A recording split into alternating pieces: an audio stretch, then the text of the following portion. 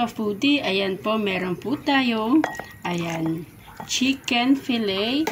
Kinat ko na to and 2 bites. And then, meron tayong paminta. Ang lulutuin for today ay chicken salpicao. Natin ang ating paminta. So, maglagay tayo ng garlic. At tayo dito ng oyster sauce.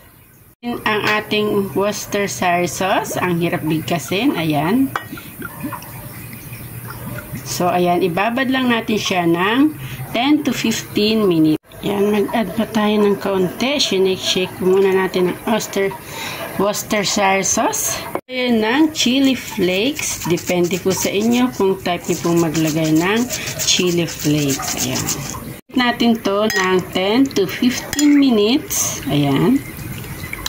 Natin guys ang ating garlic at until golden brown. Saute muna natin siya until maging golden brown at isusunod na natin ang ating chicken salpicao.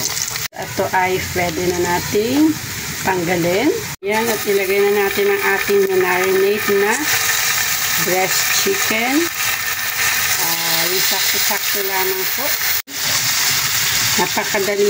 Napakadali siya guys gawin. Napaka-easy at nagugustuhan ng mga kids. At balik na rin natin. Ayan guys, simpleng chicken lang yan guys. Pero alam mo, napakasarap na chicken salpicao. Ayan.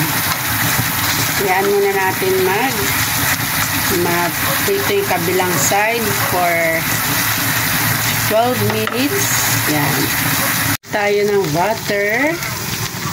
Para medyo may shine ang ating chicken salpicao. And then, mag-a-add tayo ng konting Worcestershire sauce. Tayo ng mga, yan, 1 teaspoon lang guys. Mix lang natin. Napaka-easy gawin guys. At magugustuhan ng mga kids nyo. Natin ang ating ayan, yung pinirito natin kaninang garlic.